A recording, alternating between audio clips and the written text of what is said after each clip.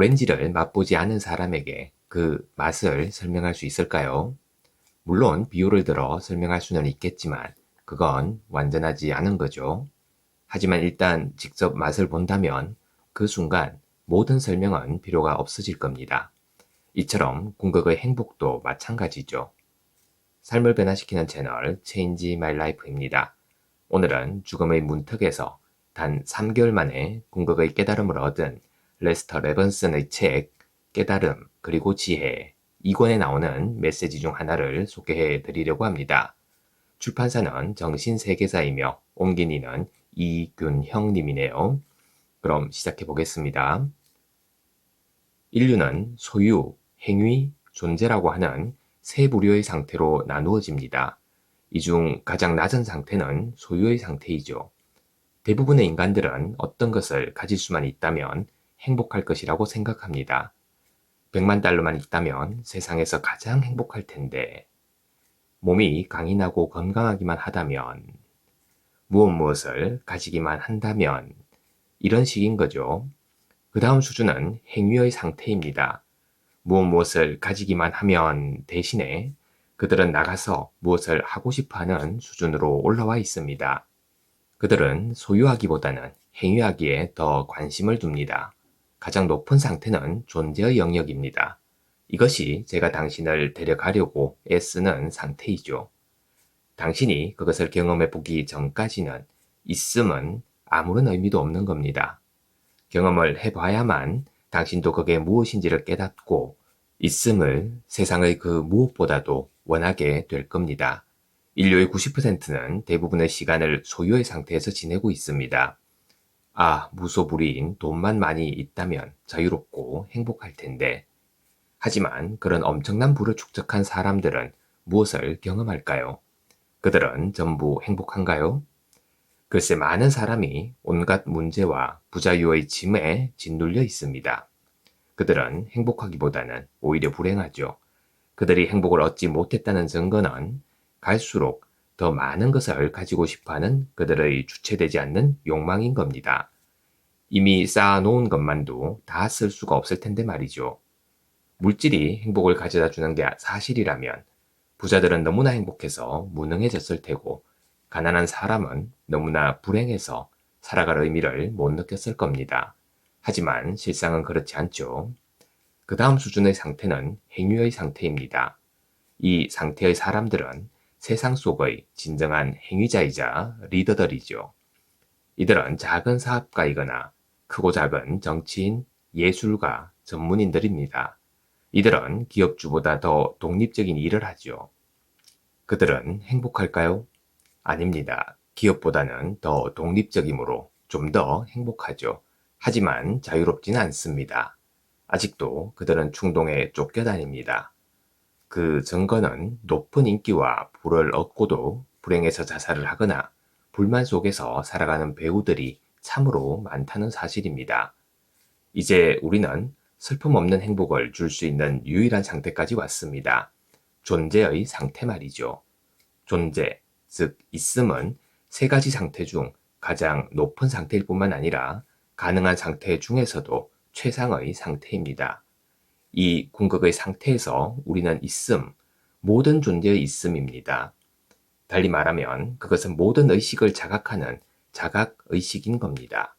그저 그것일 때, 우리가 오로지 그것일 때, 그것이 가장 높은 경지입니다. 궁극의 완성과 만족과 완벽한 충족, 행복한 기쁨, 완벽한 평화에 도달하는 것은 이 있음이라는 최고의 경지에 이를 때인 겁니다. 이 길에서는 아무것도 버리지 않아도 됩니다. 오히려 언제나 더 많이 가지게 되죠.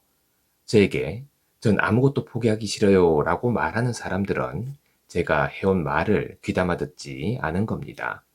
왜 안 들을까요? 그것은 매우 교묘한 에고의 태만 때문입니다. 에고는 이렇게 속삭이죠. 난 더 이상 성장하고 싶지 않아. 이런 일이 일어날 때 저는 그것이 에고의 교묘한 속임수임을 사람들이 알아차릴 수 있도록 보여줍니다. 그러면 그들은 그것을 놓아보내고 더 나아갈 수 있게 되죠. 우리는 절대적이고 무한한 존재가 될 때까지 무한을 향해 다가가고 있습니다. 누가 원하지 않을까마는 궁극의 행복을 원한다면 우리는 끝까지 계속 가야만 합니다. 그 상태에 도달하지 않고는 결코 완전히 행복해질 수가 없는 거죠. 궁극의 행복과 당신의 참자아는 하나이고 같은 것임이 드러납니다. 거기에 도달할 때까지 의식의 표면 아래에 있는 잠재의식이 우리를 밀어붙이며 괴롭힐 겁니다. 오늘날 세상이 행복이라고 부르는 것은 불행으로부터의 도피, 불행의 완화에 지나지 않는 것이죠. 세상이 가진 얼마 안 되는 행복이란 단지 불행의 경감일 뿐인 겁니다. 모든 오락과 침묵은 생각으로부터의 도피요 구조입니다. 실상을 직시하고 잘 살펴서 이것을 깨달아 보세요. 무지개 쫓기는 그만두고 말이죠. 소유의 상태에서는 가장 덜 행복하고 행위의 상태에서는 그보다 좀 더 행복하고 존재의 상태에서는 가장 행복합니다. 그 상태가 어떤 것인지를 말로는 설명해 줄 수가 없습니다.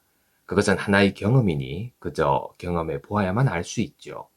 저는 당신이 그것을 경험하도록 도울 수 있는데 그 최고의 방법은 당신을 그 상태로 이끌어줄 행동을 당신이 스스로 하도록 만드는 겁니다. 그것은 매우 심오하고 고요하고 명상적인 상태입니다. 그것은 생각을 놓아버리게 되는 상태이죠. 저는 당신이 그 상태 속으로 떨어져 이 있음의 상태를 경험하고 그것이 무엇인지를 알게 되도록 당신을 인도하고 돕고자 합니다. 이 인도는 당신을 올바른 명상으로 이끌고 명상에 잠겨 있는 동안 힘을 보태주기 위한 것이죠. 저희 목적은 이 있음이라는 상태의 느낌 속으로 더 깊이 들어가는 법을 가르쳐 주는 겁니다. 어떤 이들은 있음의 상태 속으로 깊이 들어가서 그게 무엇인지를 이미 알고 있습니다. 그래도 그것을 묘사해 보라고 하면 어려움을 느낄 겁니다. 그게 무엇인지는 형언할 수가 없는 것이죠. 우회적으로 묘사할 수는 있습니다. 그건 멋지고 평화롭고 맑고 환희로운 것이죠. 하지만 그것은 말로 설명할 수가 없는 겁니다. 그건 오렌지 맛이 어떤지를 설명해 주려고 애쓰는 것과도 같은 거죠. 그저 불가능합니다. 오렌지를 먹어보면 그게 어떤 맛인지를 알 수 있죠. 이 있음의 깊은 명상 상태도 마찬가지입니다. 맛을 한번 보고 나면 저절로 알게 되는 거죠. 그리고 있음의 깊은 명상 상태를 한번 맛보고 나면 당신은 세상의 다른 어떤 것보다도 그것을 더 원하게 될 겁니다. 최선의 결과를 얻으려면 최소한 아침에 1시간, 저녁에 잠들기 전 1시간 동안 명상을 해보세요. 아침의 명상은 그날의 기분을 안정시켜 기분 좋은 하루를 준비해 줍니다. 저녁의 명상은 하루 동안 힘들었던 일들의 흔적을 지워 밤을 평안히 보내도록 도와주죠. 잠을 더 푹 자게 되었음을 발견할 겁니다. 최대의 결과를 위해서는 일하는 동안에도 아무런 노력 없이도 명상 상태가 늘 지속될 때까지 명상 수행 시간을 늘려가 보세요. 당신이 세상의 어떤 것보다도 있음을 더 원하게 되었다면 그것은 당신이 자신의 있음, 즉 참자 속으로 깊이 들어갔다는 증거인 겁니다. 이 경험은 여태껏 경험한 다른 어떤 것보다도 멋진 경험이어서 당신은 오로지 이것만을 가장 좋아하게 될 겁니다. 그리고 이것이야말로 자신이 세상에서 외부적인 수단을 통해 눈먼 채 찾아 헤매어왔던 바로 그것임을 깨달을 겁니다.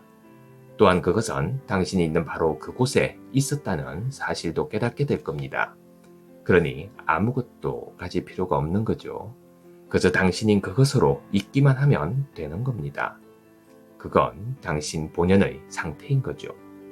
명상의 능력을 기르면 그것은 당신을 가장 아름답고 행복한 상태로, 열반으로, 평온과 순수의 상태로 데려갈 겁니다. 감사합니다. 구독자님들 모두 새해에는 명상과 좀 더 가까워지시기를 바라봅니다. 매일 아침 소중한 메시지를 전해드립니다. 구독과 좋아요 부탁드립니다.